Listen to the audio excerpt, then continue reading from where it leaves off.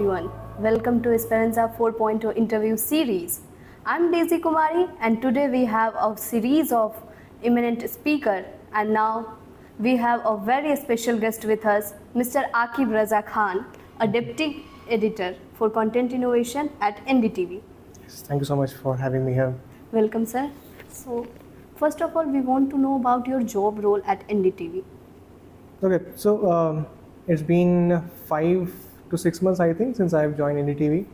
And at NDTV, what my mandate is to basically create a bridge between what NDTV was doing, which was sort of a traditional TV-oriented programming, and then straightforward news copies. Largely, they were sort of catering to a different set of audience.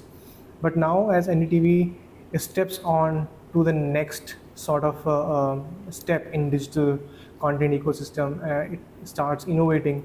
I've been given that responsibility to help create that sort of special storytelling formats, whether it's digital, whether it's online, whether it's sort of a hybrid storytelling sort of tools that we use.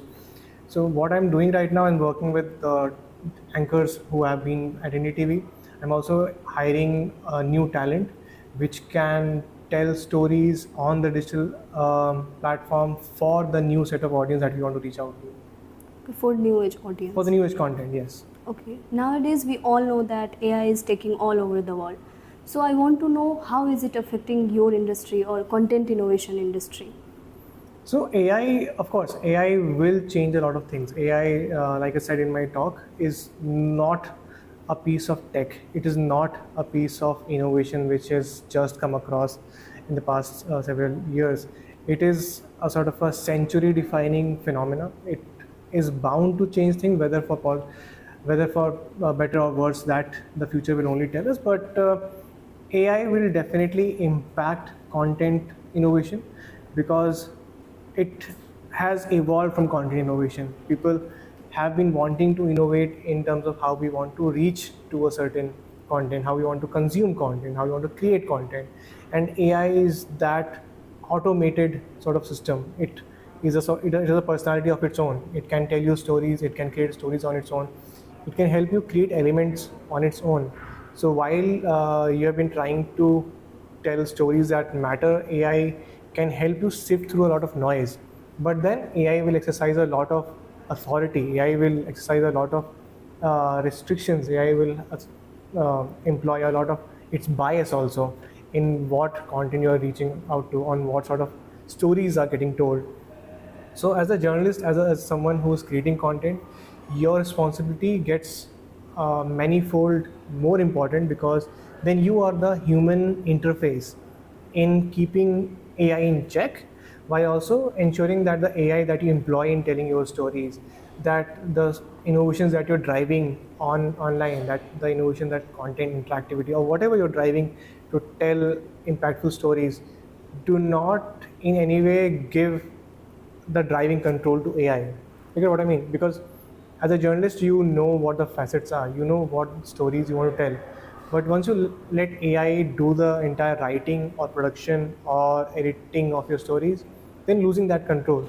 And therefore, while AI can create art, and these days it can create art which you can not even differentiate between different art forms.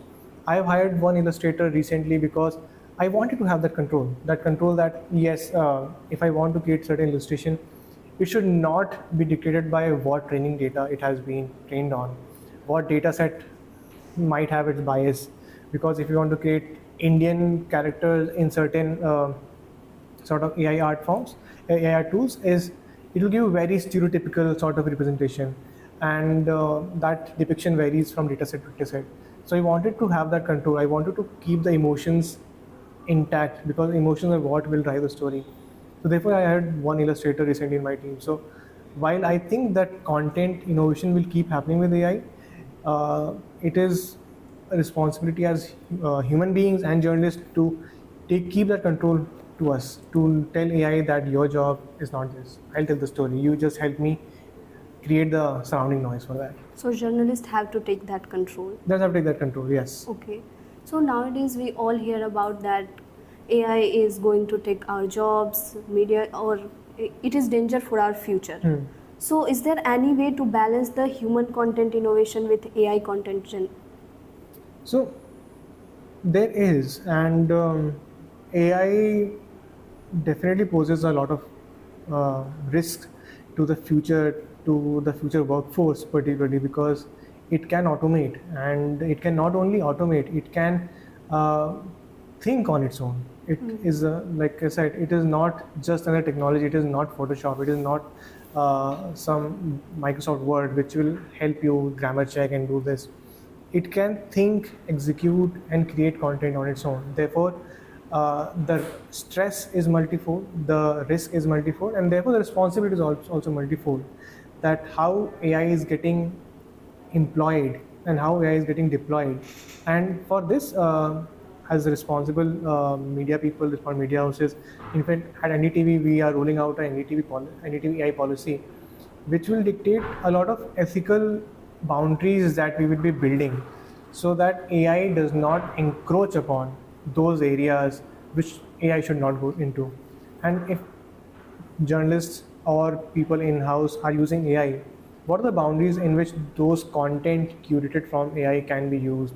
And till what degree will we be using AI so that it is not impacting any workflows where human beings are involved, or it does not impact human beings or employees in a negative way. So it's sort of a counter checked, very well balanced sort of policy that we're working on.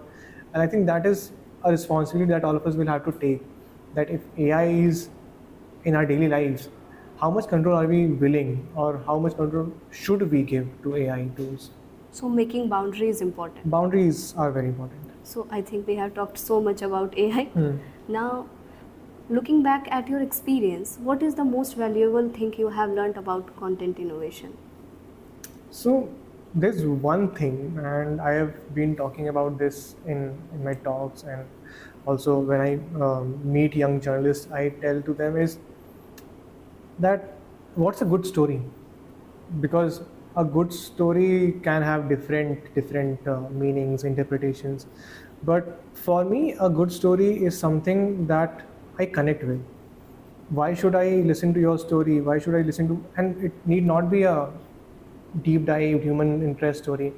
Whether it's just about your day in college, if you're telling me that story, it should hook me. It should engage me, and it should have a takeaway for me.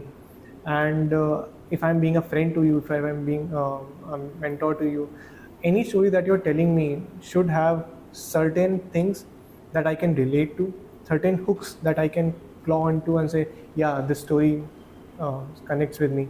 And that connection is important. So I think that's the most important lesson that I've learned from early years in my journalism years, and when I was learning, is how can I make a story connect with someone? How can I personalize, humanize a story? Whether it's a data set about the United Nations, whether it's a piece about a Bollywood actor, how do you bring it on a plane where it is palatable for the right audience? Of course, there will be niche audience which will constantly and immediately engage with that content, but there will be sort of this peripheral audience which is there, which might click on it, which might engage with it. So how do you say, hey, this story might interest you because this fact says this information says this? And as a layman, if you can create that sort of magic ingredient key, this is leaping out to me for so and so reason.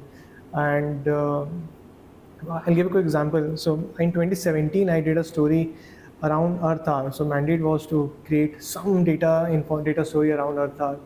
And Earth Hour, climate change, as we all know, is a sort of a topic in which is environment, conservation, and if you add data point to that, it becomes very, very niche and sort of say boring for a lot of people.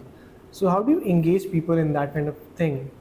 So Earth Hour, the biggest activity that people do is you switch off lights for an hour, and then that's it, you have saved environment or so.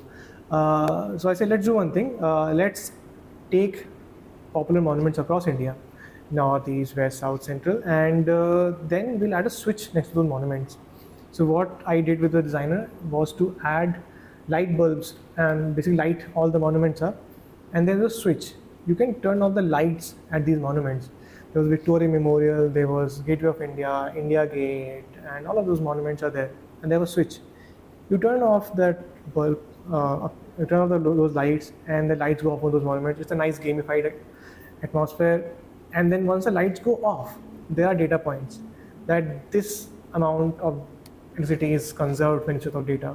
This is how much energy consumption or demand goes down. This is how India is consuming light.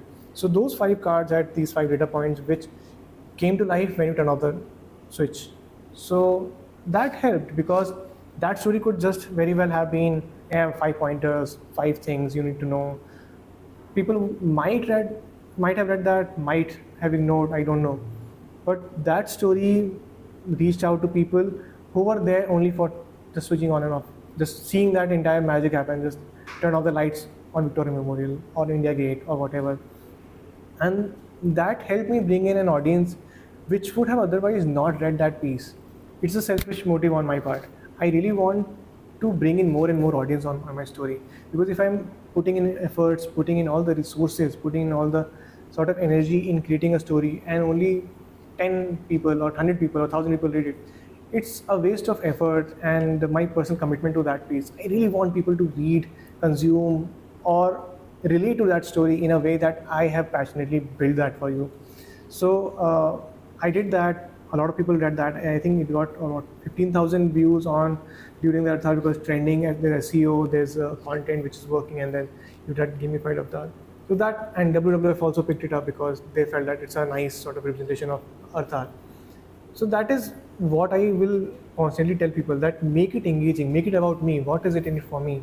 And if there's something that is a good takeaway for that story, it will work.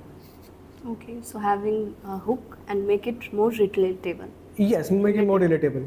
That there's something that have that wow factor there. Every story might not have that wow factor or that hook. That's okay, but try and add that piece wherever possible. Okay, thank you so much, sir, for sharing your Thank you experience. so much. It Thank you was for a having me. pleasure talking to you. Thank you for having me. Thank you. Thank you so much for watching this video. Stay updated and keep watching Inspiria TV.